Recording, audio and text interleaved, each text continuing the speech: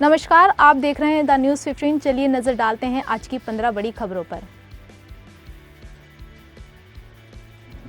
नई दिल्ली के भारत मंडपम में पीएम नरेंद्र मोदी ने सोमवार को वैश्विक सहकारी सम्मेलन 2024 और संयुक्त अंतर्राष्ट्रीय सहकारिता वर्ष 2025 का शुभारंभ किया। उन्होंने सहकारी आंदोलन के प्रति भारत की प्रतिबद्धता के प्रतीक के रूप में एक स्मारक डाक टिकट भी जारी किया। बता दें कि अंतर्राष्ट्रीय सहकारी गठबंधन का वैश्विक सम्मेलन पहली बार भारत में आयोजित किया जा रहा है। प्रधानमंत्री मोदी ने विश्वास व्यक्त करते हुए कहा कि इस सम्मेलन के माध्यम से हमें भारत की भावी सहकारिता यात्रा के बारे में जानकारी मिलेगी। साथ ही भारत के अनुभवों के माध्यम से वैश्विक सहकारी आंदोलन को 21वीं सदी के उपकरण और नई भावना मिलेगी।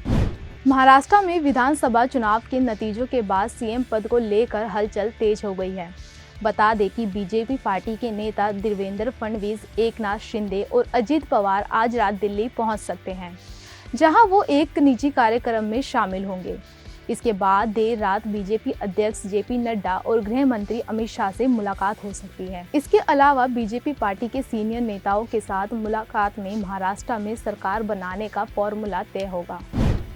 संभल की घटनाओं को लेकर नगीना में सांसद और आजाद समाज पार्टी काशीराम के राष्ट्रीय अध्यक्ष चंद्रशेखर आजाद ने कहा, संभल की घटना में 4 लोगों की जान गई। हिंसा किसी चीज का हल नहीं है। हर हिंसा के पीछे कोई कारण होता है, पहले उसे जानना चाहिए। लगातार किसी धार्मिक स्थल पर बार बार अपना अधिकार दिखाना और उसे अपने हिस्से में लेने की कवायद चल रही है, जो सही नहीं है।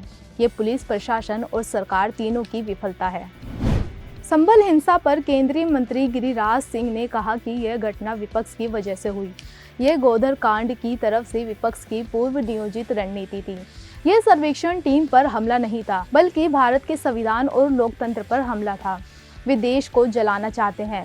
वे संभल को बांग्लादेश बनाना चाहते हैं। जो लोग मारे गए वे हमलावरों की गोली से मारे गए, पुलिस की गोलियों से नहीं। यह पोस्टमार्टम से स्पष्ट है। देश इसे बर्दाश्त नहीं करेगा। पूर्व मुख्यमंत्री अशोक गहलोत के पूर्व ओसीडी लोकेश शर्मा की दिल्ली क्राइम ब्रांच ने राजस्थान फोन टैपिंग प्रकरण में गिरफ्तार कर लिया है। बता दें कि दिल्ली पुलिस की क्राइम ब्रांच ने लोकेश शर्मा को कई बार पूछताछ के लिए नोटिस जारी कर बुलाया था। लोकेश शर्मा का पिछले दिनों कहना था कि उन्हें फोन टैपिंग की कोई जरूरत नहीं थी, इससे उन्हें कोई राजनीतिक लाभ नहीं था। ये सब पूर्व सीएम अशोक गहलोत अपने राजनीतिक लाभ के लिए किया था।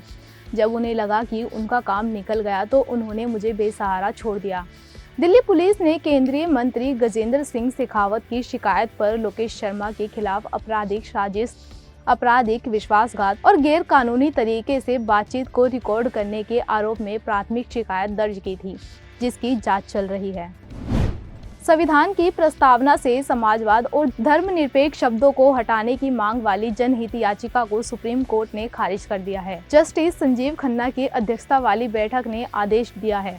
बता दें कि ये याचिका सुब्रमण्यम स्वामी, अश्वनी उपाध्याय और बलराम सिंह ने दायर की थी। सुप्रीम कोर्ट की पीठ ने कहा कि भारतीय अर्थ में समाजवाद होने का अर्थ केवल कल्याणकारी राज्य से है। संसद की प्रस्तावना में संशोधन करने की शक्ति को सीमित नहीं करती है। इसी को आधार मानते हुए कोर्ट ने इस याचिका को खारिज कर दिया।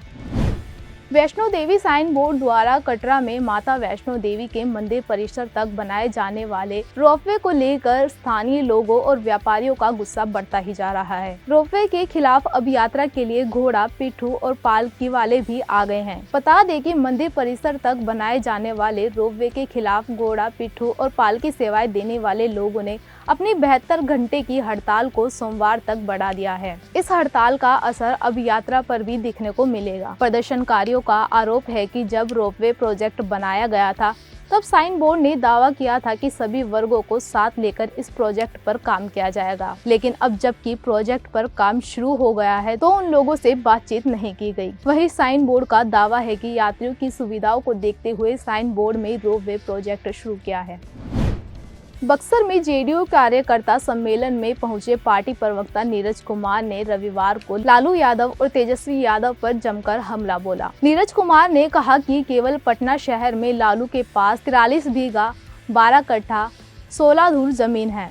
जबकि लोकसभा चुनाव के दौरान शराब की कंपनियों से इलेक्ट्रोल ब्रांड के नाम पर 46 करोड़ 64 लाख की उगाही की गई थी। शराबबंदी खत्म करने का इन्होंने आश्वासन दिया था, जिसका पूरा कच्चा चिट्ठा हमारे पास है। तेजस्वी यादव पर हमला बोलते हुए नीरज कुमार ने कहा कि बिहार की जनता उन्हें मौका नहीं देगी। जो 420 का आरोपी है, ईडी केस के आरोपी है, मनी लॉन्ड्रिंग के आरोपी है। क्या बिहार की जनता वह दिन देखना चाहती है कि कोर्ट की हाजिरी लगे तेजस्वी यादव पिता लालू यादव हाजिर हो? वह दिन बिहार की जनता को मंजूर नहीं है। समाजवादी पार्टी के अध्यक्ष अखिलेश यादव ने सोमवार उत्तर प्रदेश के संभल में हिंसा के लिए राज्य सरकार को जिम्मेदार ठहराया और दावा किया है कि हालिया विधानसभा उपचुनाव में हुई धांधली और लूट को छिपाने के लिए यह घटना कराई गई है। सुप्रीम कोर्ट ने सोमवार को दिल्ली एनसीआर के इलाकों में वायु की गुणवत्ता प्रबंधन आयोग से स्कूल खोलने पर विचार करने को कहा है, ताकि फिर से शारीरिक कक्षाएं शुरू की जा सके। प्रदूषण के कारण स्कूलों के बंद होने से छात्रों के पास ऑनलाइन कक्षाओं में भाग लेने के लिए दोपहर का खाना और बुनियादी ढांचे की कमी है। अल्लू अर्जुन की फिल्म पुष्पा 2 को रिलीज होने में अब बस 9 दिन बचे हैं। अल्लू अर्जुन के फैंस तो बेसब्री से इस फिल्म का इंतजार कर रहे हैं। इस फिल्म ने अमेरिका में भी इतिहास रच दिया है। हाल ही में यूएस में फिल्म ने प्री सेल्स में सबसे तेज 1 मिलियन का आंकड़ा पार किया था। अब टिकट्स के मामले में भी हाफ सेंचुरी मार दी है। हाल ही में पुष्पा 2 वालों ने अपने ऑफिशियल इंस्टाग्राम पेज पर एक तस्वीर शेयर की। दरअसल फिल्म में यूएस प्री सेल्स में सबसे तेज 50,000 टिकट बेच दिए हैं।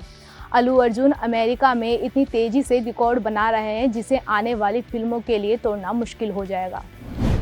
ऋषभ शेट्टी की फिल्म कंतारा चैप्टर 1 की शूटिंग के दौरान बड़ा हादसा हो गया। दरअसल 24 नवंबर को फिल्म के जूनियर आर्टिस्ट को ले जा रही एक मिनी बस का एक्सीडेंट हो गया। इस हादसे में 6 जूनियर आर्टिस्ट गंभीर रूप से घायल हो गए और फिल्म की शूटिंग रोक दी गई। बता दें कि इस बस में 26 जूनियर आर्टिस्ट सवार थे। पुलिस अधिकारी ने बताया कि ये घटना तब हुई जब वे जड़कल के मुटुर से शूटिंग पूरी करने के बाद कोल्लूर लौट रहे थे। घायलों को इलाज के लिए जड़कल और कूड़ापुर के अस्पतालों में ले जाया गया।